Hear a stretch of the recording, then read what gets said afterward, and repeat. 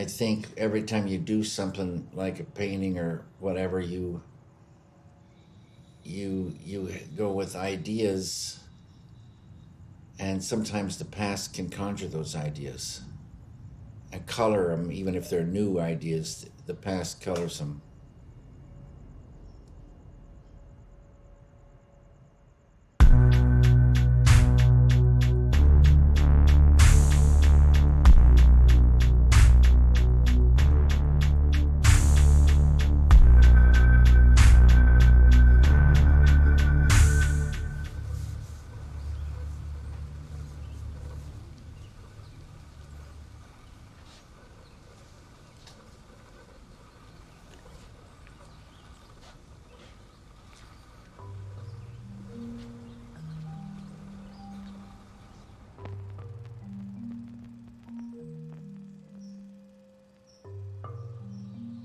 I was born in Missoula, Montana. Then my parents got a house in Sandpoint, Idaho, and I lived there for 2 years. So I remember Sandpoint, Idaho. Little Dickie Smith, my friend, he and I sat in a mud puddle under this tree. My mother dug a hole, or my dad did, that we could sit in the hot weather, and they filled it with water from the hose, and we'd sit in this mud puddle. It was so beautiful, and you get to squeeze mud and sit with your friend under the shade of this tree. Forget it. And then they moved to Spokane, Washington. In those days, my world was very, very small. It extended up to this grocery store in one direction and down to a friend's house, which was like 2 houses down. And then the other direction down to my friend Bobby's house. Mostly we played outdoors all day, and we made our own guns, and we would play war.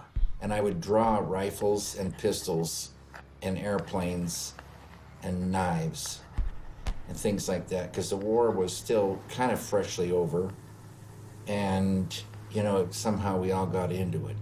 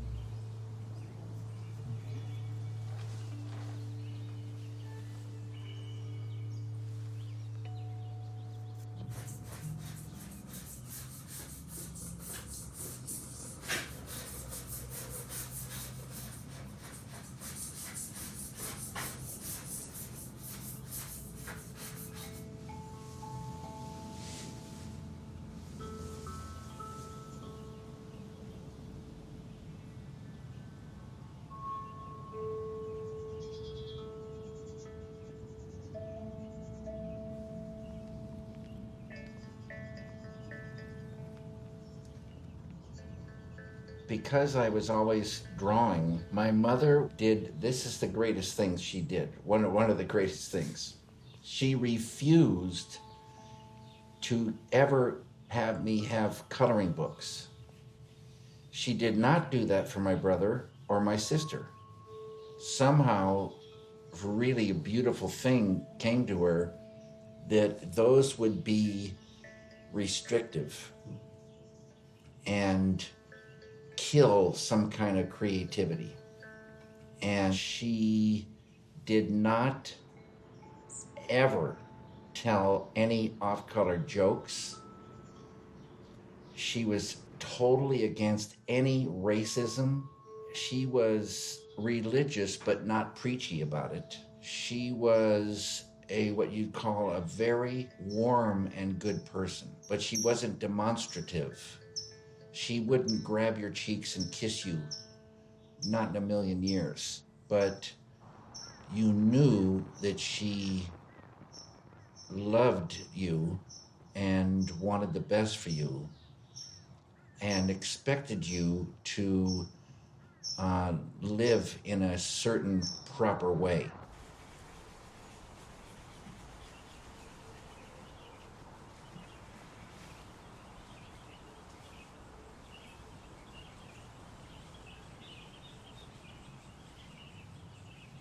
I never heard my parents argue ever about anything.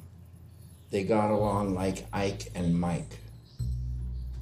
Super happy household. You know, as I look back, I didn't think anything of it, but I had tremendous freedom. No one was overbearing. It was as if there was just a foundation of love, and off we went, you know, each in our own direction.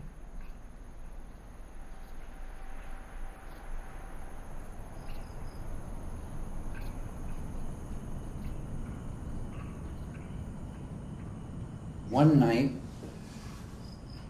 I kind of had the feeling it was in the fall, and it was pretty late. Usually, my father would go outside and yell, "John, David!" And that would bring us home. But this night, it must have been, I don't know, close to that time. It seemed to be pretty late. I don't know what we were doing, but from across Shoshone Avenue, out of the darkness comes this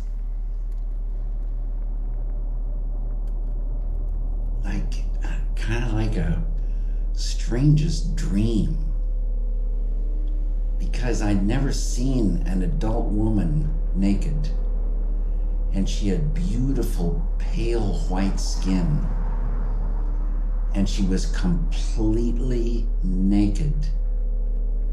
And I think her mouth was bloodied. And she kind of came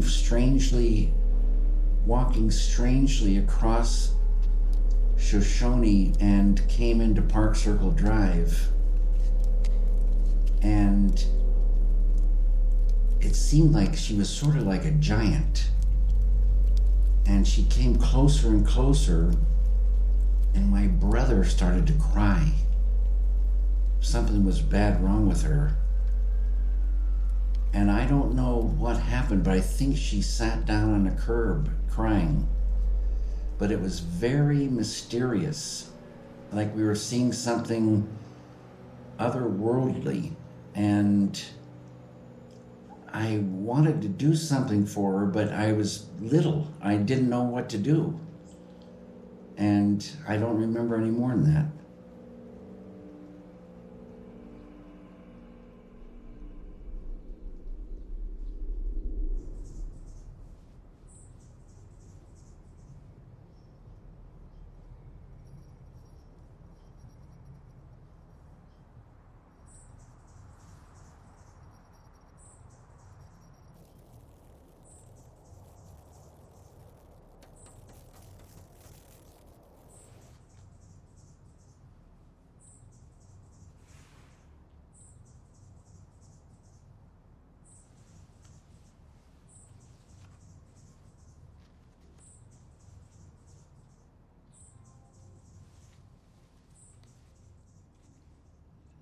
Like I said, maybe, my world was no bigger than a couple of blocks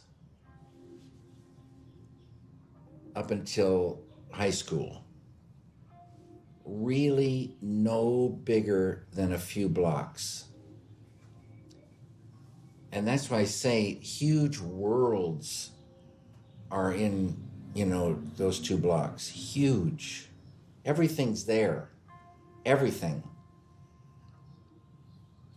And you could live in one place and have everything.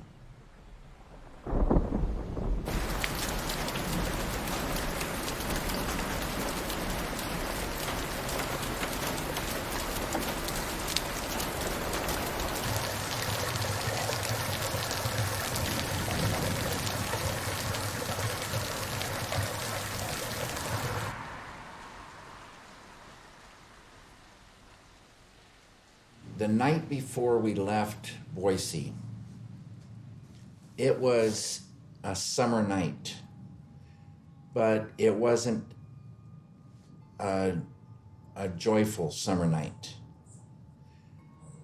There's a triangle of grass between our house and the Smith's house. And at the base of the triangle, there's a tree. And I must say goodbye to everybody. The whole family was out there. My dad was out there. I think my brother and sister were out there. I don't know if my mom was there. She might have been just inside the house. And the Smiths were all out. We were just out there.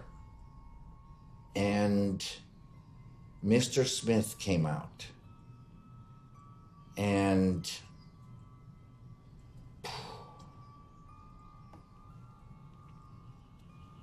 I can't tell the story.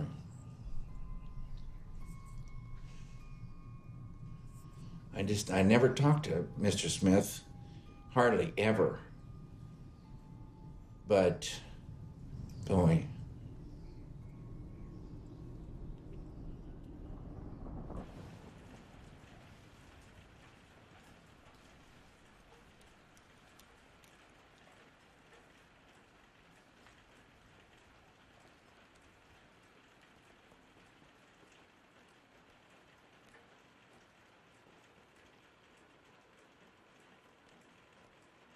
Then we went to Virginia, and the day I started school, there was a huge hurricane.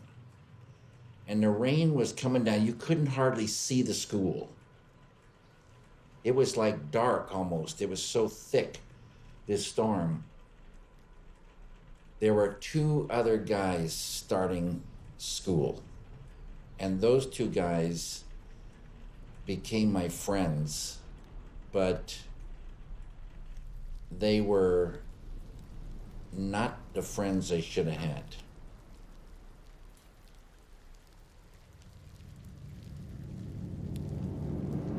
See, Boise, Idaho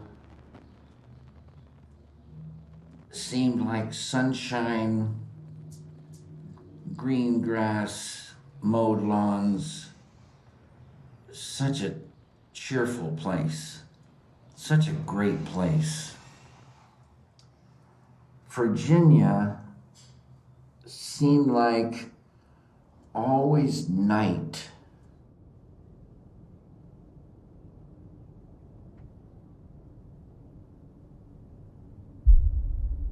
And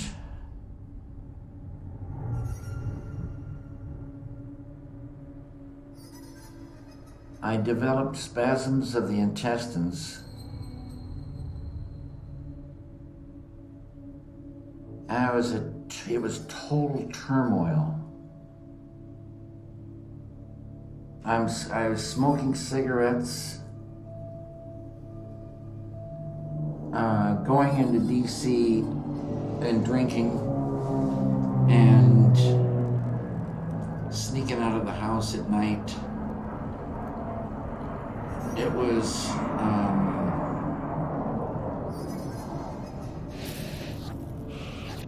it was almost like I couldn't control it, you know. It just was what was happening.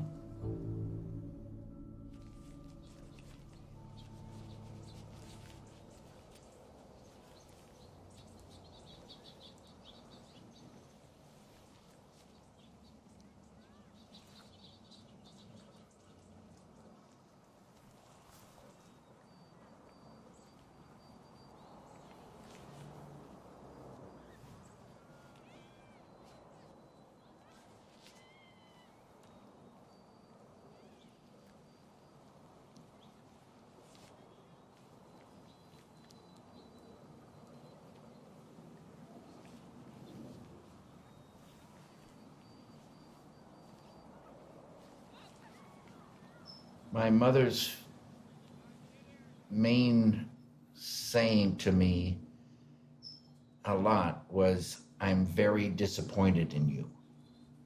I was real busy not doing what she wanted, especially when I was in the 9th grade. I got in with a bad bunch and got into a lot of trouble, but I was really living in hell. I had to live 2 different lives, and I always felt that she thought, and I don't know why she thought this, and I don't know where this thing came in, but I had the feeling she thought I had something really good in me, like a high potential. So the reason that she would say she was disappointed in me is when she didn't see that thing. Not as an artist, but like just some kind of thing. I don't know where she latched onto that, but I kept kind of letting her down.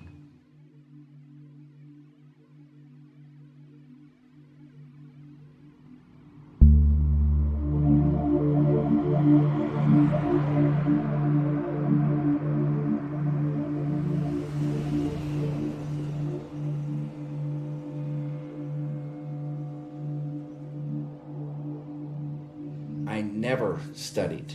I never did anything. I hated it so much. I hated it like powerful hate. The only thing that was important is what happened outside of school. And that had huge impact on me. People and relationships, slow dancing parties, big love and dreams, dark, fantastic dreams,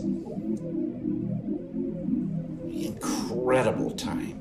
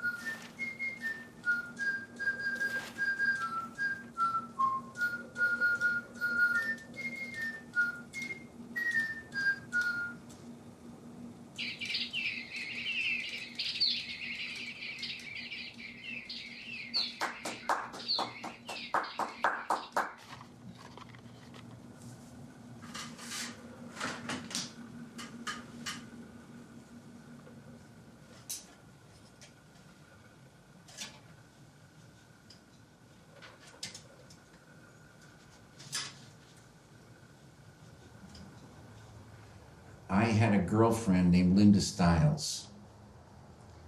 And one night, and it was about 9:30 or 10, somehow I was in the front lawn of Linda Stiles' house, and I'm meeting this kid, Toby Keeler, who didn't go to Hammond High School. He went to private school.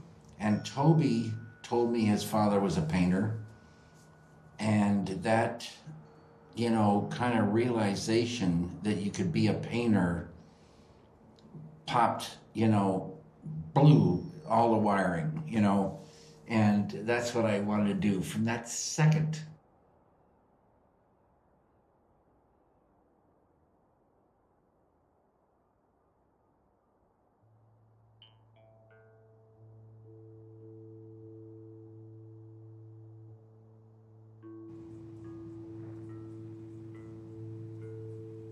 So I begged him to take me to his father's studio.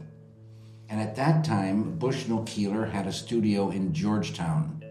And I only actually saw it once, that next weekend. I went, Toby took me, introduced me to his father, and I saw his studio. And it was the classic studio. I mean, it was so beautiful. Bushnell could really set up a studio. Many areas set up for like drawing and for painting and for different kind of experiments. And it was just what you would call, the art life, right before your eyes.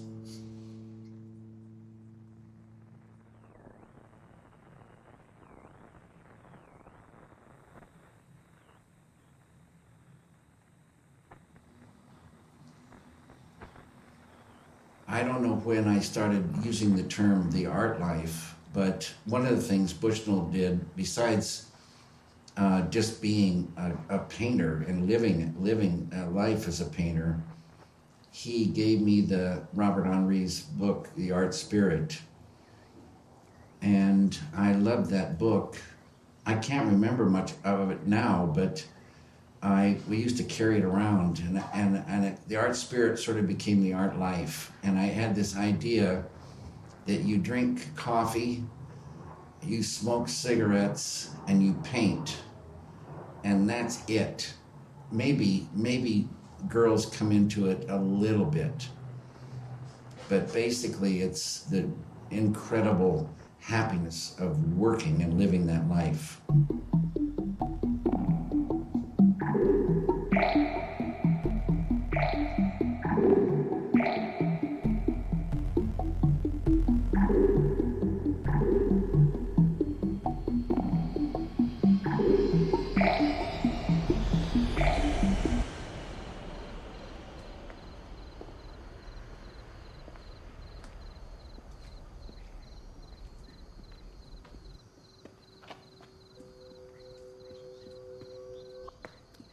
The reason we moved to Virginia in the first place is my dad got promoted basically to a desk job in Washington, D.C.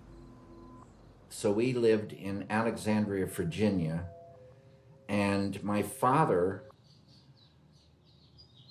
instead of taking a bus or driving to work, would many days wear his Forest Service uniform and a 10-gallon cowboy hat and walk out the front door and walk into DC. It was so uncool to me to see him going off in this cowboy hat and this uniform. But then later, as it always happens with kids, now it seems super cool. And he was his own guy, he didn't give a shit about what was going on. This was what he was.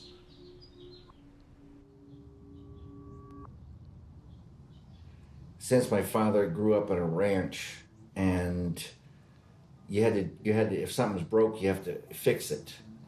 And we were always building things, always projects, always working on one thing or another on the weekends. So this kind of goes in your brain that you can do these things, and they're fun. It made all this work really fun.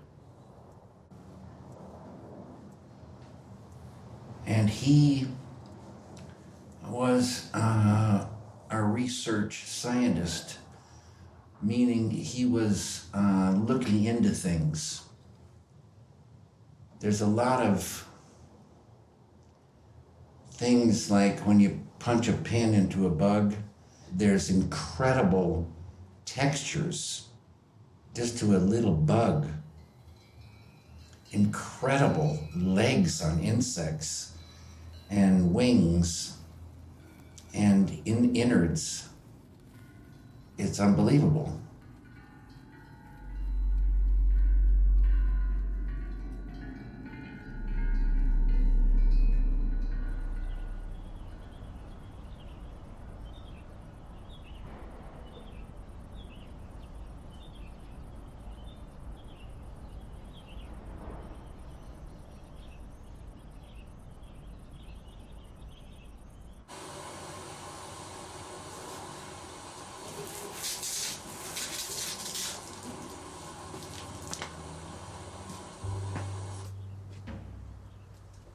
I wanted to get a studio in Bushnell's studio, a room he was renting me.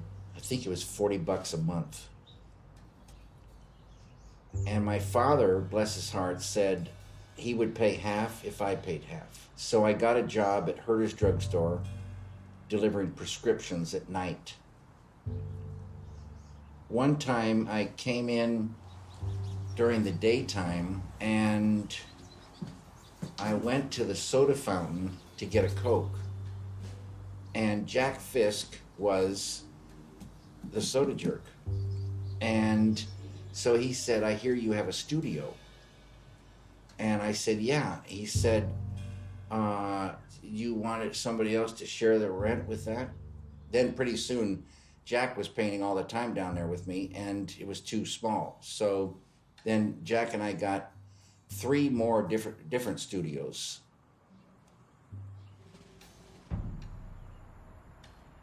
And I knew my stuff sucked,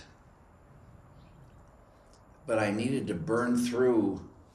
I needed to find what was mine, and the only way to find it is just keep painting and keep painting and keep painting and see if you catch something.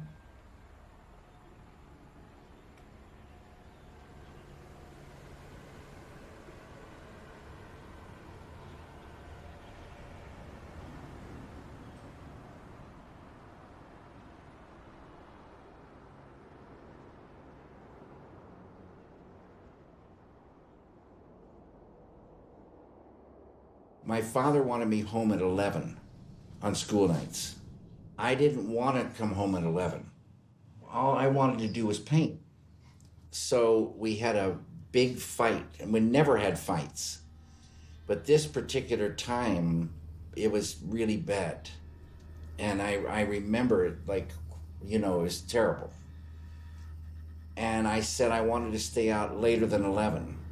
And I might have said something like, well, I'm going to stay out later than 11.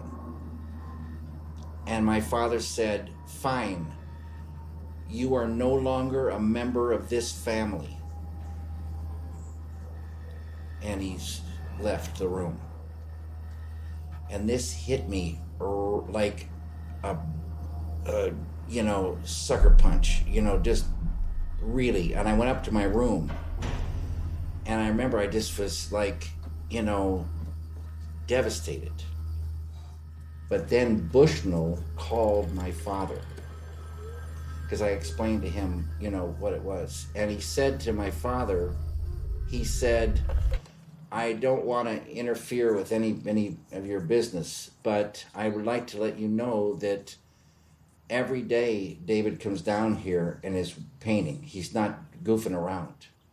And I wish my son had something that he loved to do and, was working like this. I just think it's important that he's real serious about this and he's really working. And so this went a long way with my dad. And I think after that, I could come home anytime I wanted. And it was totally cool.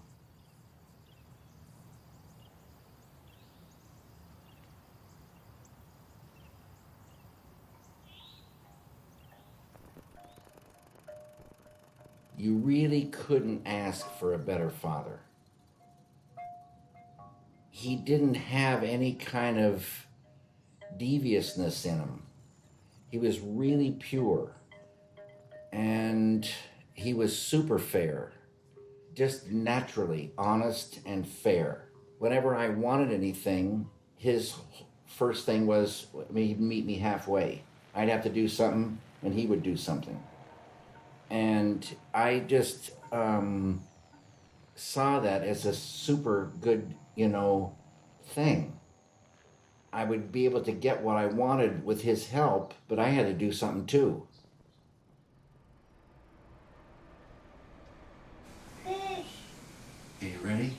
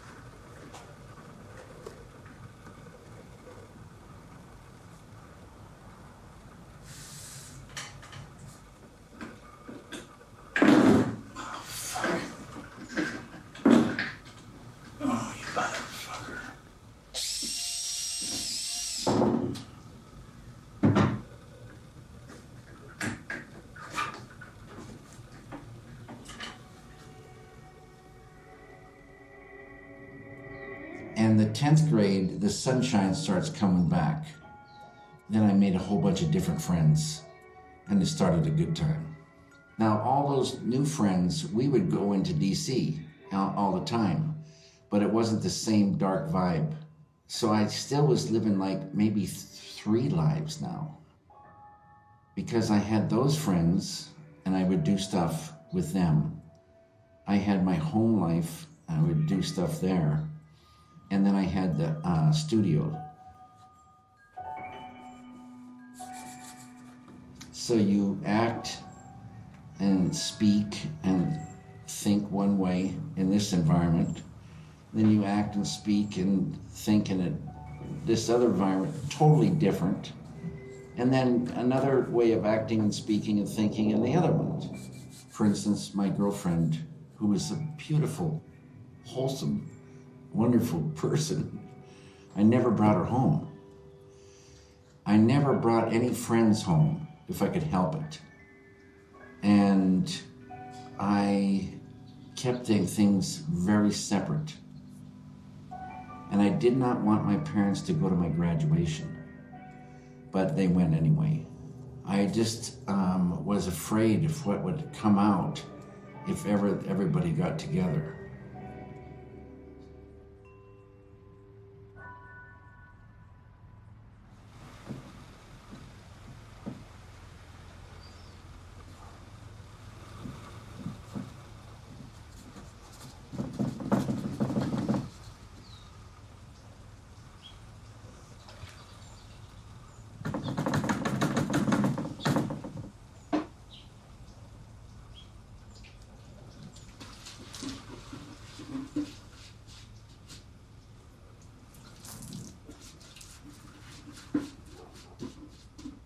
For some reason, I always liked the idea of going to Boston. And it just sounded like a good place. And my father helped me move everything in. And then he took me to the supermarket. And we stocked up on a lot of stuff and brought it back to the apartment. And then I walked out with my dad and said goodbye to him on the street and watched him drive off. Then I went back in my apartment and I never left. I was 2 weeks before school. I had a transistor radio, so I sometimes listened to music, but I ended up sitting in a chair. And the only time I got out of the chair was to pee or eat. And the batteries went down and down on the radio, so I had to hold it to my ear to hear it, and then it went dead. And so I was just basically really unable to do anything, and definitely unable to leave the apartment. And I say it took all my strength to go to school the first day. So it was something I needed to go through, I guess. But I still would much rather stay at home. And there is always a nervousness of going out.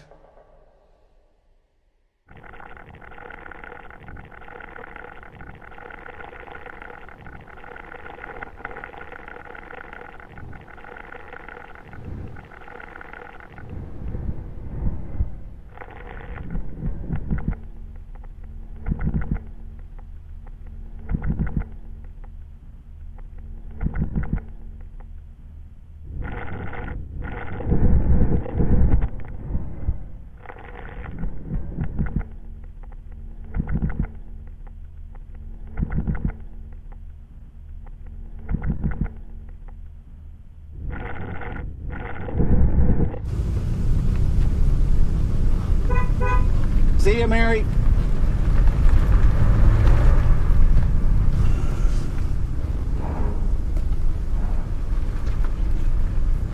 I don't get out much.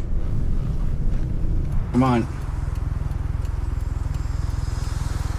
Come on.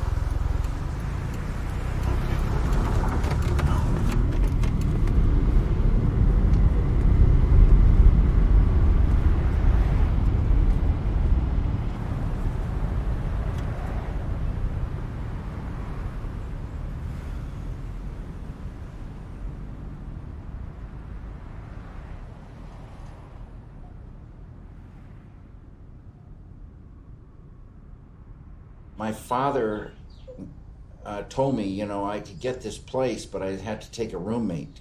And my roommate later turned out to be Peter Wolf of the Jay Giles Band. He's a great musician, and he knows the blues. But he didn't ever lift a brush. And the first night, there was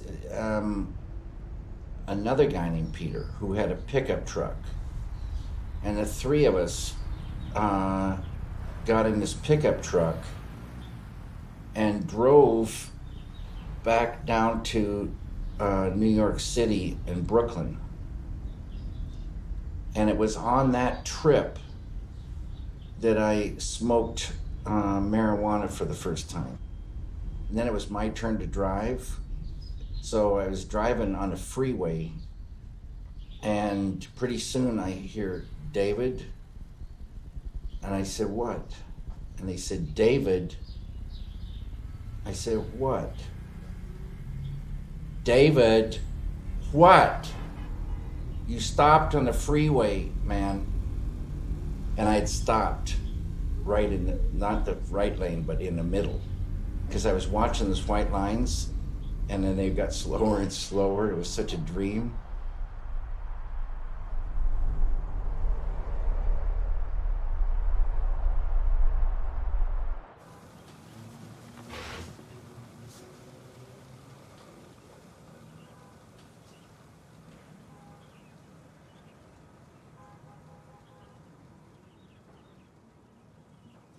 And the next time I smoked dope, Bob Dylan was playing, you know, at this big place right down the street.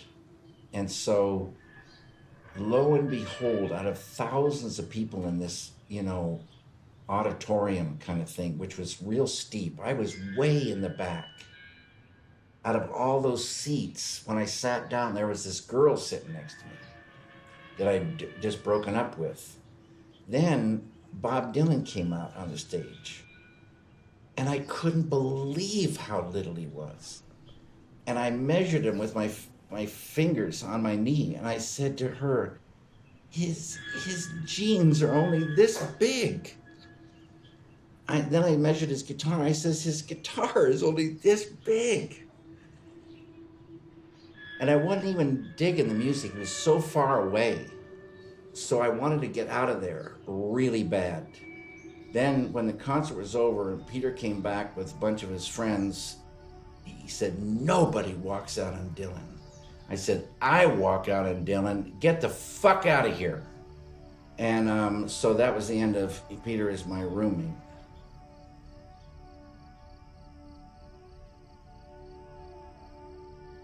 I just didn't want to be, you know, anywhere in this world that was, you know, now my world.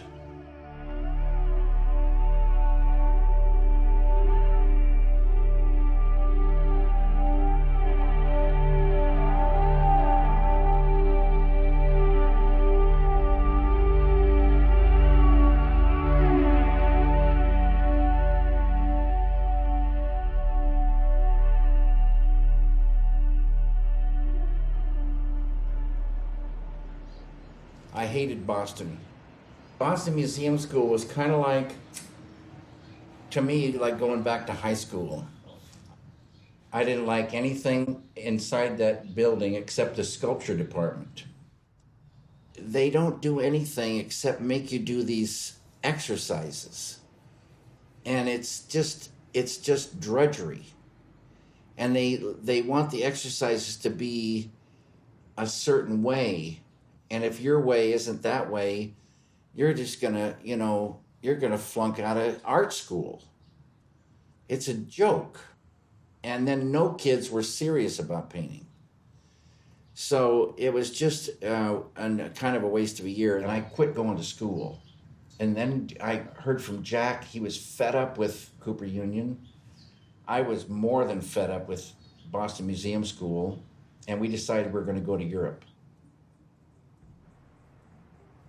So we started making plans, and we found out this guy, Oscar Kokoschka, had a class in Salzburg, Austria. So we decided we were going to go do that. But it was like not even half-baked, these ideas. So we were going to go for 3 years, but we came back in 15 days.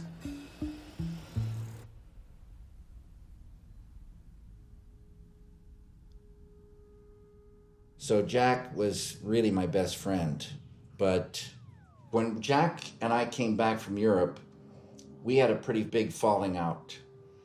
Next thing I hear is he's up at the Pennsylvania Academy of Fine Arts, which made me really happy for him.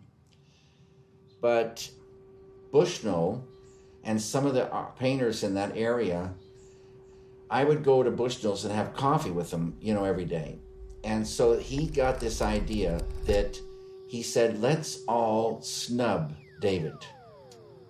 Let's make life miserable for him. And then maybe he'll want to go back to school. And that's what they did. I'd go over there, they'd hardly talk to me. And I just started getting this strange feeling. And Jack telling me how good it was. One day I said, Bush, I think I'm going to go back to school. And he said, well, bully for you. He wrote a letter secretly to the school. A really powerful letter I didn't ever know about it till way later. When I went up there to school, they not only accepted me, but they put me in advanced classes. And it wasn't anything to do with my work. It was Bushnell doing it. It was great.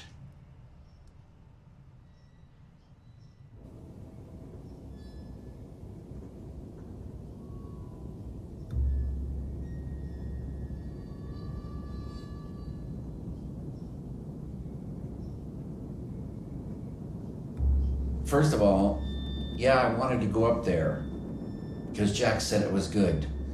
But Philadelphia was one of the last places in the world I ever wanted to go. There was something about Philadelphia that I didn't like. And so when I forget the way the bus goes, but you're not in Philadelphia, and then you go across a bridge.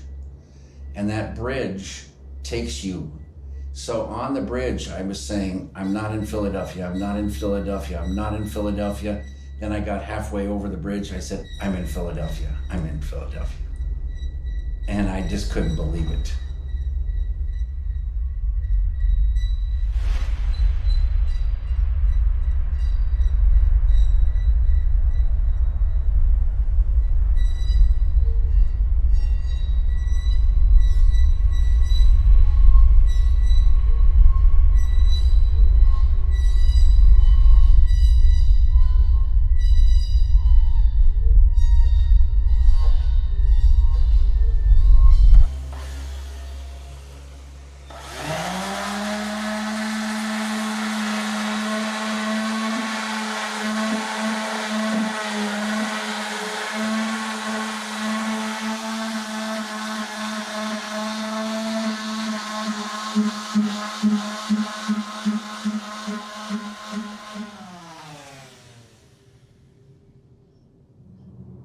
Philadelphia was kind of a poor man's New York City. So it was a weird town. It was kind of a mean town. One woman who was my neighbor reeked of urine. And she was a complete racist. There was another woman who was totally crazy. She was a neighbor, lived down the street with her parents. And she would go around the backyard on her hands and knees and squawk like a chicken and say, I'm a chicken, I'm a chicken, and squawk and go around and around in this tall white grass in her backyard. She came up to me one day on the street and she said, oh, my nipples hurt. And she was squeezing her breasts and standing in front of me, squeezing them and shaking. My nipples hurt.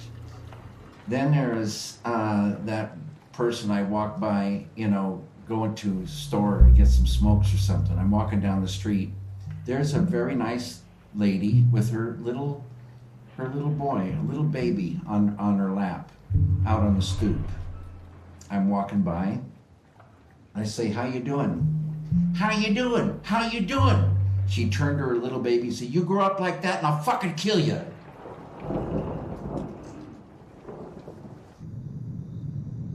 There was thick fear in the air. There was a feeling of sickness, corruption, of racial hatred.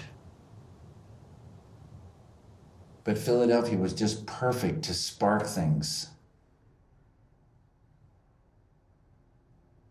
And the students were great, and they were workers.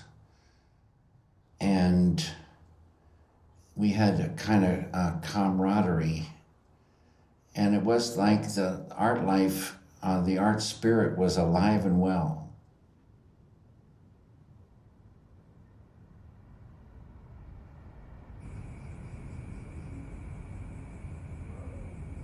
Philadelphia was what started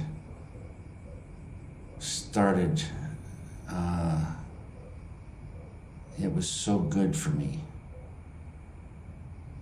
Really, really good.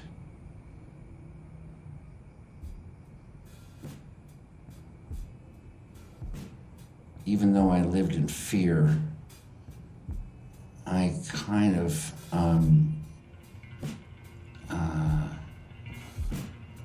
it was thrilling to live the art life in Philadelphia at that time.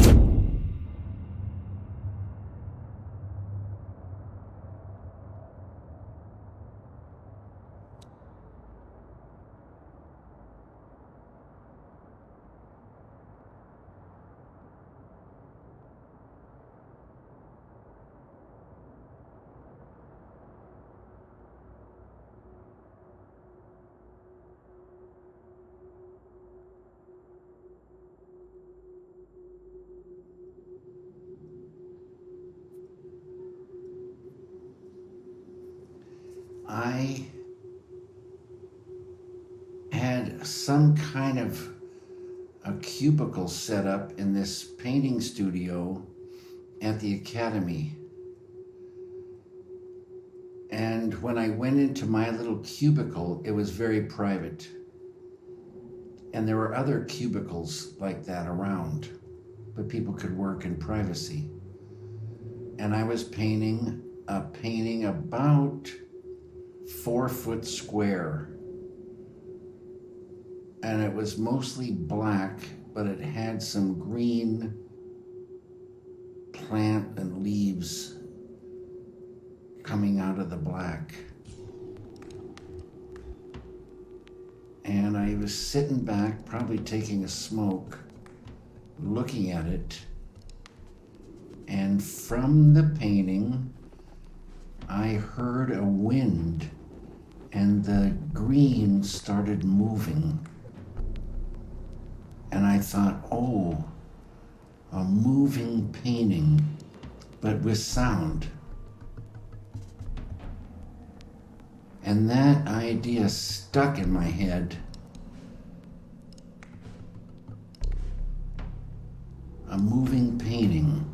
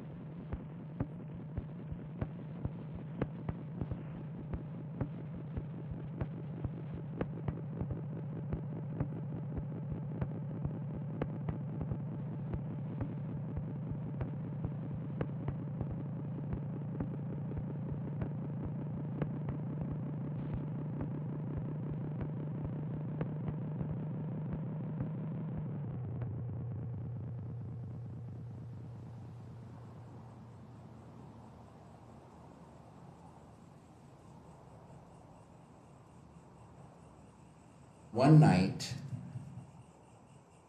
I met the man who was the night man at the morgue at Pop's Diner. And I said, I sure would like to come over there and see. And he said, let me know, let me know. And so I went across over there, midnight, rang the bell. This guy lets me in. In the front was a kind of like had like those square tiles, green and kind of white, and it had a cigarette machine, a Coke machine, some couches and desk. So it was kind of like a lobby room in the front. Then there was this big door with a glass pane in it, wire in the glass, and a doorknob, brass doorknob or something. And you open up that, go down this corridor, and now you're in, the back room where they do everything. But nobody was working because it's night. And I went into the cold room, and, he closed the door behind me. And so I'm in there sitting kind of on the floor, and there's these like bunk beds. All these people dead, bodies all around me. And I just sort of sat there and felt it. It was strange. And then I went home.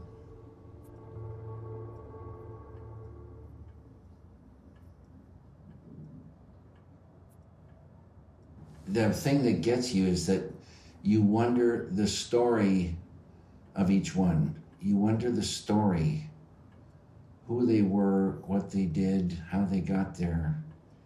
It just makes you think. And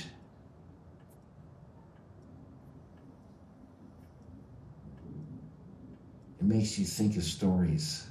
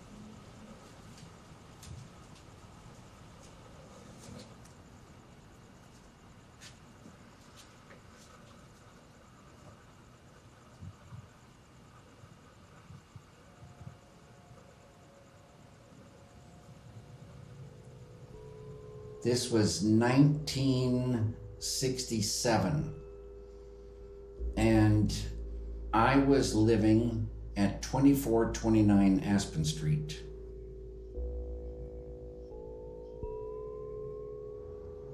Peggy had, at that time, sort of started moving in to 2429.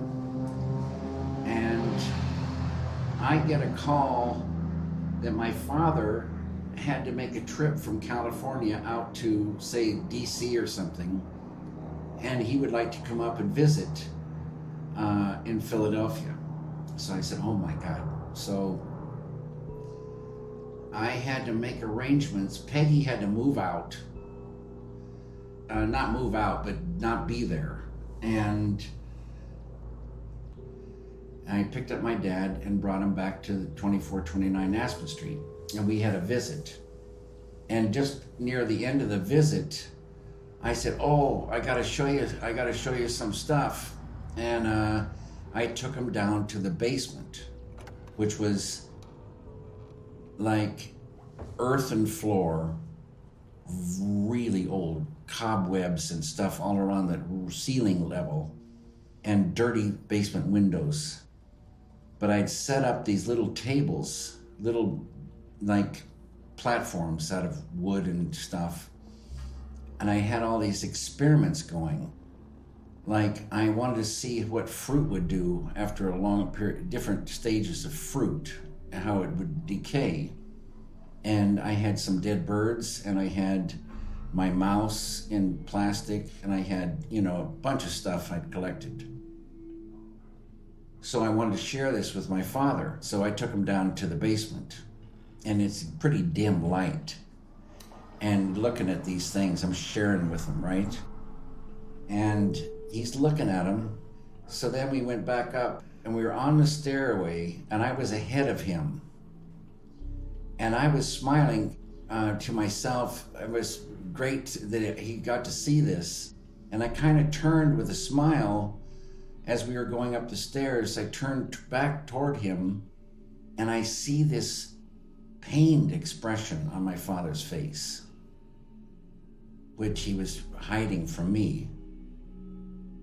Then I got back in the truck, and we were driving back to the railroad station, and it was in that truck driving back to the station that he said to me, Dave, I said, yeah, I don't think you should ever have children. He is worried about me. But inside me, I felt there's nothing to worry about. But I still understood why he said it. He misunderstood my experiments for some kind of like diabolical, man who needs serious help mentally, probably emotionally.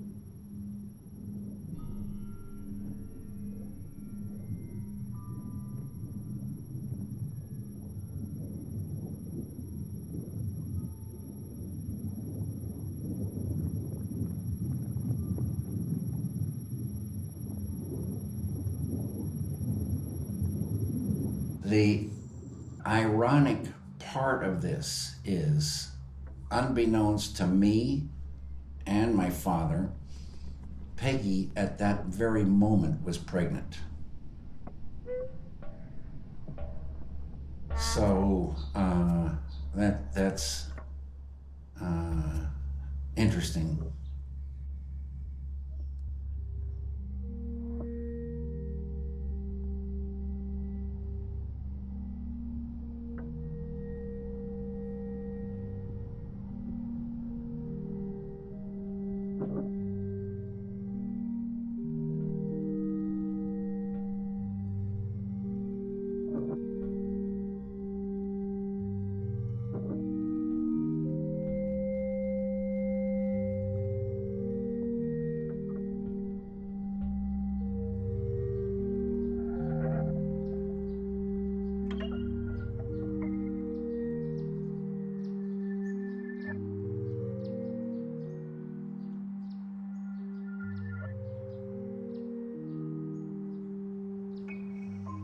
started doing a kind of a split screen thing, and it was going to be Mary Fisk dancing on 1/3 of the screen, and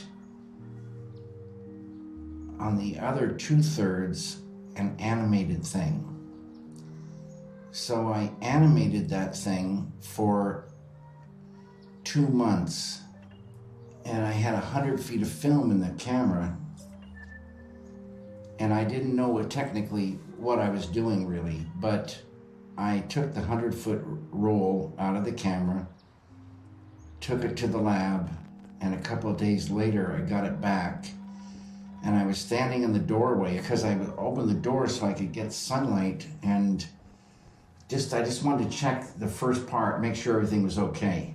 So I unspooled, there's a lot of leader on it, and I unspool some more, and I can't find anything. I unspool some more, and it dawns on me that this entire roll of negative is a blur. And Peggy, her recollection is that I was really upset. But in a strange way, I wasn't that upset, because I must have been getting an idea for something more, and I wanted to do live action and animation, both. That's when I made the alphabet.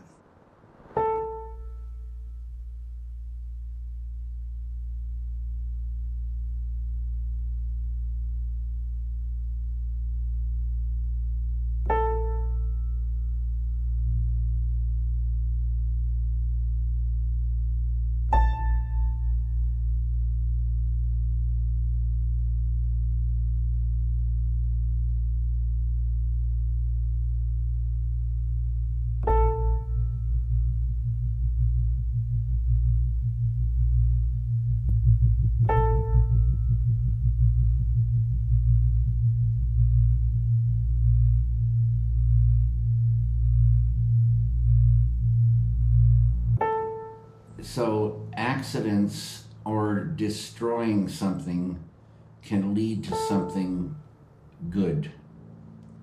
It can lead to something good. Very controlled things, not being open to, just like being like these boundaries, they just screw you.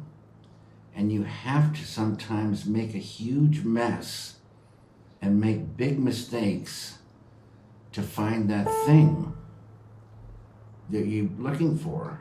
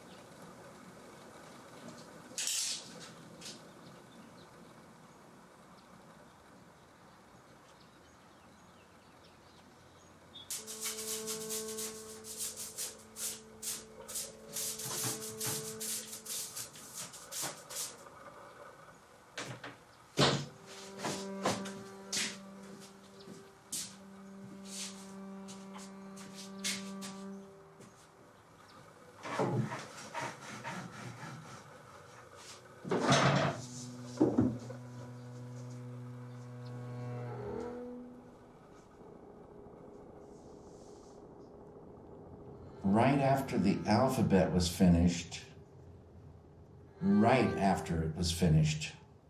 we must have moved up to 2416 Poplar Street. It must have been right around then that we needed money. And I was sawing wood in the dining room. And it was like, the sweetness of freedom was just going. but I loved sawing that wood. It was my last free night. And then I started this job. And I'd go there, 5 days a week.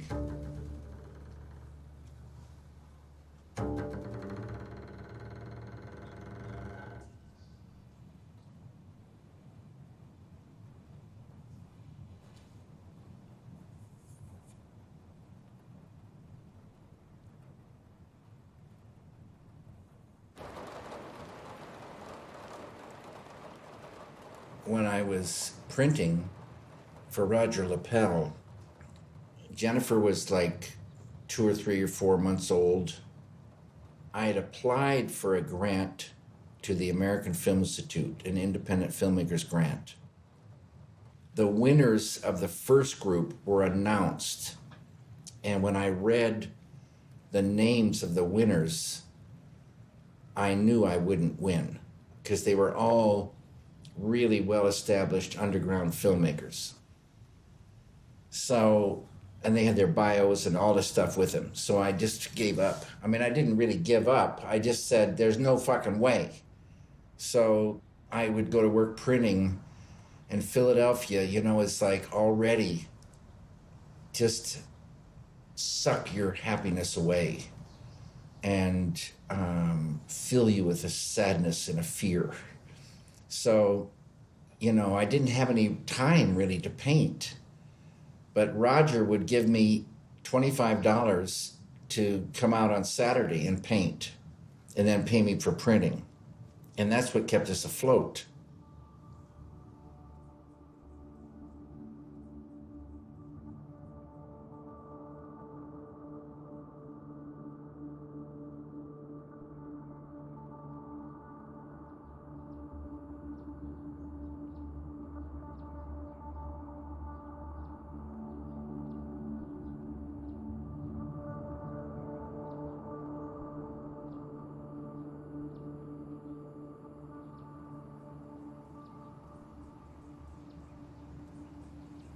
One day, a few months later, I said to Peggy, call me if anything exciting happens. I'll call you if anything exciting happens. And I headed out to print. That day, first, I think Peggy received a phone call because the phone rang and Roger came downstairs from upstairs, sort of smiling, and said, the phone's for you. And it was George Stevens Jr. and Tony Villani on the line. And they said, David, we're very happy to tell you that you have won a grant from the American Film Institute. And, it just, total life-changing phone call.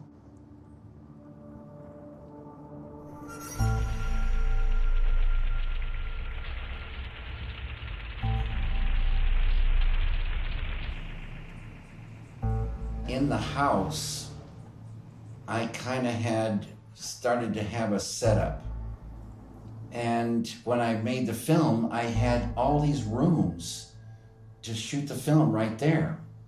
I only had a couple of scenes outside. It was just perfect.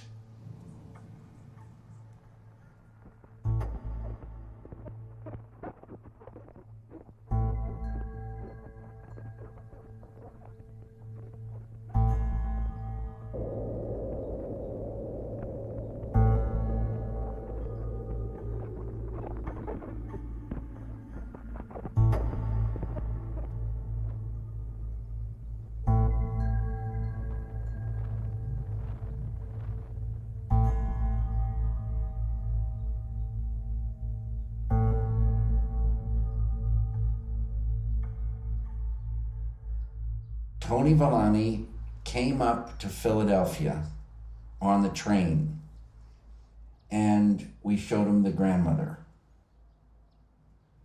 Tony flipped out. I drove him back to the train station, and on the way, he said, David, I think you should go to the Center for Advanced Film Studies in Los Angeles. Well, I almost died and went to heaven just him telling me that. I'd seen this booklet of the mansion and all this stuff going on there, and I would just look at this booklet and dream about this place. And here was somebody telling me, you know, basically he's going to help me get there.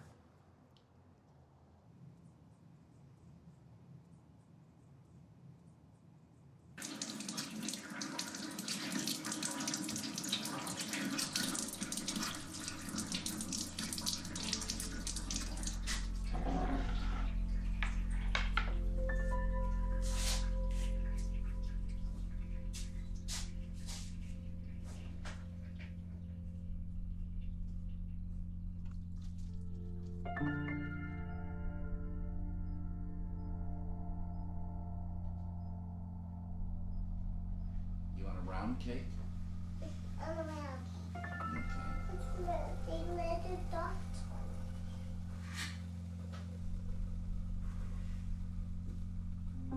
A cake with a candle.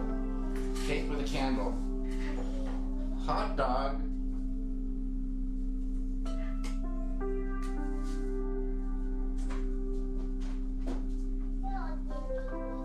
There's the babies. There's the cookies for the babies.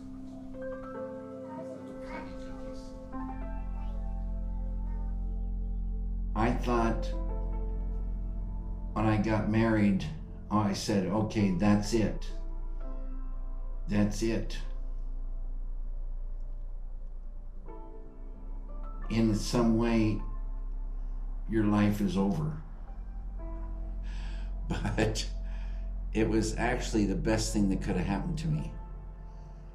Because, you know, there's certain things that come along that get you off the dime, you know what I mean?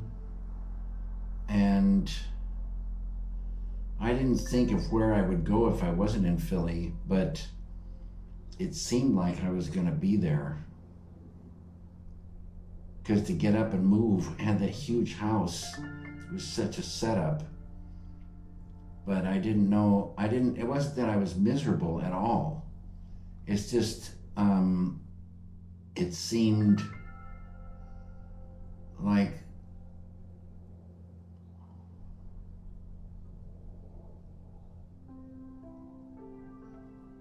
no, it wasn't miserable.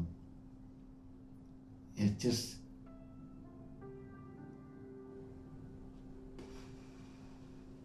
I don't know what would have happened if I hadn't gotten that grant. I really don't.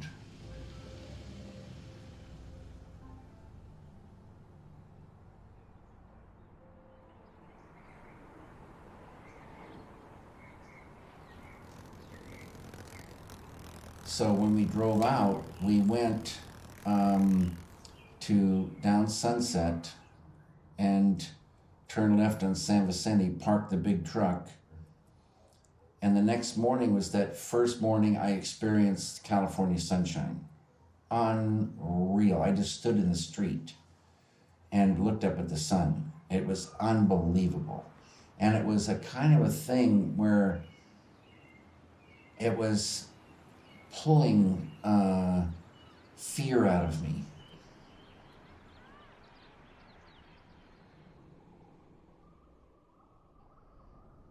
You know, imagine coming from Philadelphia, that world, out to LA and being shown where you're going to go to school, a 55-room mansion on the top of a hill in the best part of Beverly Hills, and the stables were given to me.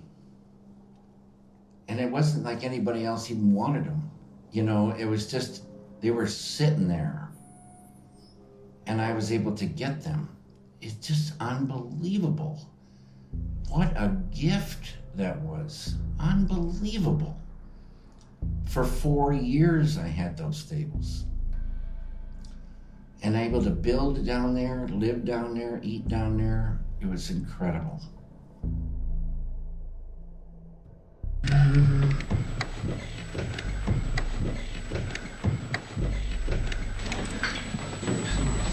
No. Hiya, Fred. No.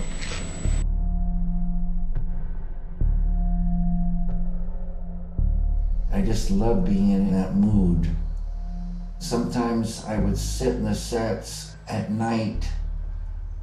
I'd be working or something and I could imagine a whole world outside. It doesn't exist, but it really would be such a world.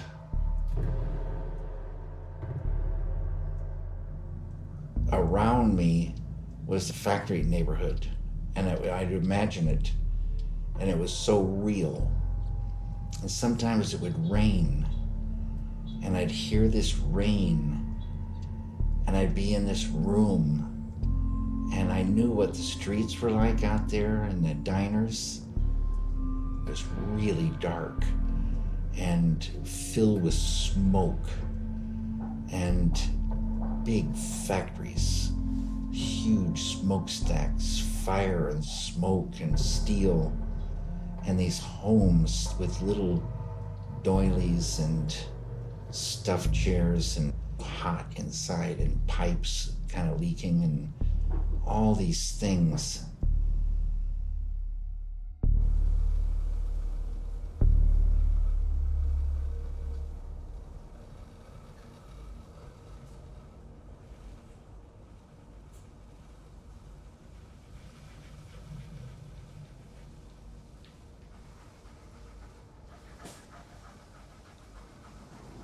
I was divorced from Peggy and living at the stables, and my brother was visiting out in Riverside, and my brother and my father wanted to talk to me.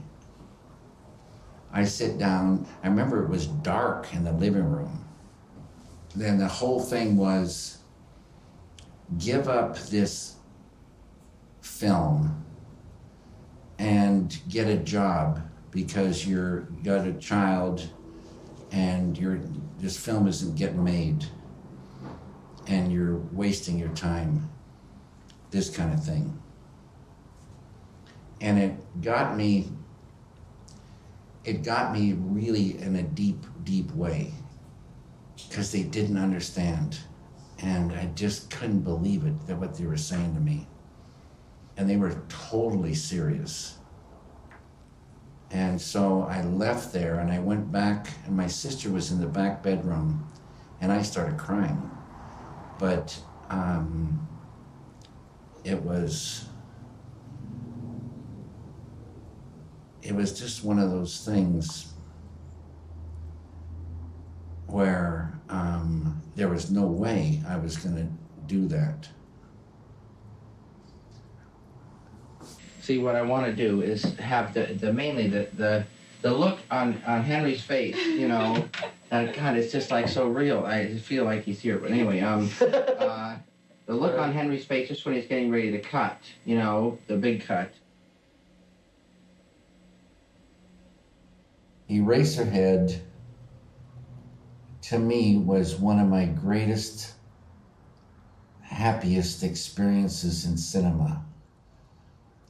And what I loved about it was the world and having it be my own little place where I could build everything and get it exactly the way I wanted it for hardly any money.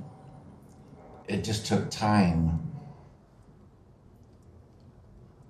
It just was so beautiful.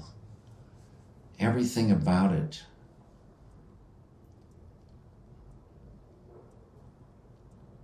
Everything about it.